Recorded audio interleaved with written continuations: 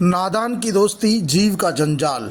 कुछ ऐसा ही हो रहा है मुख्यमंत्री अशोक गहलोत के साथ, जब बसपा से चुनाव जीत कर आए राजेंद्र सिंह हुड्डा को मुख्यमंत्री अशोक गहलोत ने सरकार बचाने के लिए अपने मंत्रिमंडल में शामिल कर लिया। मंत्रिमंडल में शामिल करने के बाद तो सब कुछ ठीक ठाक रहा, लेकिन साल भर पहले से राजेंद्र सिंह हुड्डा ने मुख्यमंत्री अशोक गहलोत के खिलाफ मोर्चा खोल दिया है और वे किसी न किसी बहाने से सरकार को कटघरे में खड़ा करते रहते हैं।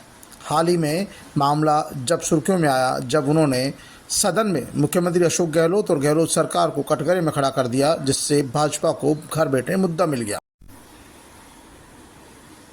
कुछ दिनों पहले राजेंद्र सिंह हुड्डा ने लाल डायरी का दावा किया था कि इस लाल डायरी में वो सब कुछ है जिसमें गहलोत सरकार के काले कारनामे दफन है, और इस लाल डायरी को अब भाजपा मुद्दा बनाने जा रही है। लेकिन दरअसल यदि इस लाल डायरी में कुछ होता तो अब तक मुख्यमंत्री अशोक गहलोत जेल में होते, क्योंकि जिस राजेंद्र सिंह हुड्डा ने ये आरोप लगाए हैं वो अब से पहले ही मुख्यमंत्री अशोक गहलोत के खिलाफ मोर्चा खोल चुके होते, और कभी भी विपक्ष के साथ मिलकर जिस लाल डायरी को सदन में बार बार राजेंद्र सिंह हुड्डा लहरा रहे थे, दरअसल उस डायरी में कुछ भी नहीं है। क्योंकि यदि लाल डायरी में कुछ होता, कुछ राज होते, तो राजेंद्र सिंह हुड्डा कभी की सरकार गिरा चुके होते, मुख्यमंत्री अशोक गहलोत सलाखों के पीछे होते और पूरा सरकार बर्खास्त हो चुकी होती। न तो विपक्ष सरकार को बकसने के मूड में था, न ही सचिन पायलट सरकार और मुख्यमंत्री अशोक गहलोत को बकसने के मूड में थे। दरअसल इस लाल किताब में कुछ भी नहीं है। लाल किताब एक सगुफा मात्र है जो विपक्ष के द्वारा छोड़ा गया है, और राजेंद्र सिंह हुड्डा इसमें मोहरा बने हैं। कुछ दिनों पहले डॉक्टर किरोड़ीलाल मीणा ने भी कहा था कि वो डायरी कहाँ है जिसमें अशोक गहलोत के राज छुपे हुए हैं। लेकिन आधुनिक युग में आजकल एक सामान्य कर्मचारी अधिकारी भी कोई लेन देन का हिसाब किताब किसी डायरी में नोट कर नहीं रखता, और अपने किसी खास आदमी के पास में नहीं रखता। ऐसे में कौन ऐसा मूर्ख होगा जो मुख्यमंत्री अशोक गहलोत के करोड़ों के लेन देन का हिसाब किताब एक डायरी में लिख कर रखेंगे, और वो डायरी भी किसी दूसरे घर पर होगी और कोई तीसरा आदमी उठा कर लाएगा, और जिस पर विश्वास में नहीं था वो आदमी उठा कर लाएगा, और फिर वो आदमी मुख्यमंत्री अशोक गहलोत को बकस देगा। क्योंकि जो आदमी लगातार मुख्यमंत्री अशोक गहलोत के खिलाफ मोर्चा खोले हुए था, वो कभी भी मुख्यमंत्री अशोक गहलोत को नहीं बकसता, और विपक्ष तो इस मामले में कभी भी शांत नहीं रहता। जो विपक्ष आज इस लाल डायरी को चुनावी मुद्दा बनाने जा रहा है, वही विपक्ष कभी की गहलोत सरकार को गिरा हो चुका होता, और ये मोदी और पूरा विपक्ष इस मामले में कभी भी शामिल नहीं हो सकते थे। राजेंद्र सिंह हुड्डा को वो कभी भी इस बात के लिए राजी कर सकते थे।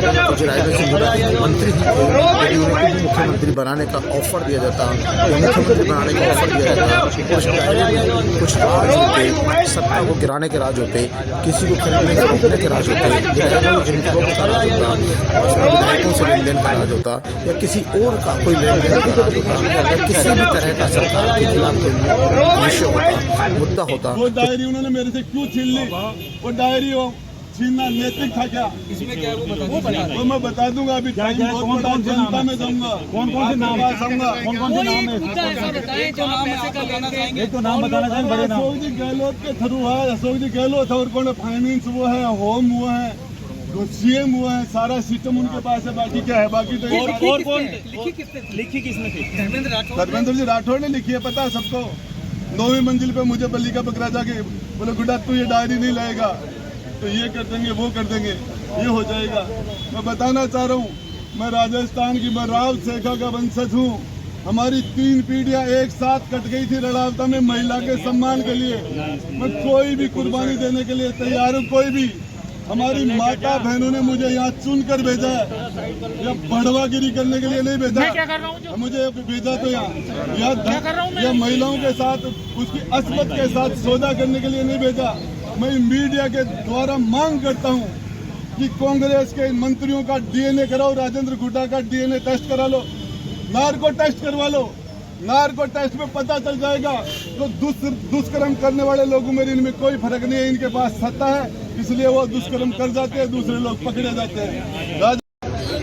विधानसभा से बाहर निकाले जाने के बाद जब पत्रकारों ने गुड़ा से पूछा कि आखिरकार इस लाल डायरी का राज क्या है, इसमें से कौन कौन से राज छुपे हैं जो आप बताना चाहते हैं, आखिरकार मीडिया के सामने उनका पर्दाफाश क्यों नहीं करते, मीडिया के सामने उन्हें क्यों नहीं रखते, मीडिया इसका सीधा प्रसारण करेगा।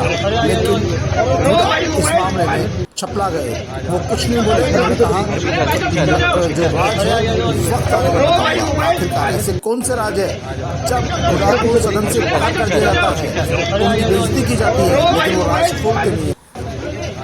अब भाजपा जिस लाल डायरी को लेकर चुनावी मैदान में उतरने वाली है, दरअसल इस डायरी में कुछ होता तो गहलोत की सरकार 1.5 साल पहले ही लग चुकी थी। और आखिरकार 3 साल तक राजेंद्र सिंह गुड़ा ने इस डायरी का राज क्यों दबाए रखा, वह भी उतना ही भागीदार है। यदि इस डायरी में कुछ होता तो पिछले 3 साल में राजेंद्र सिंह गुड़ा अपने मन माफिक मंत्रिमंडल में पोस्टिंग ले सकते थे जिसकी वो चाहत करते थे।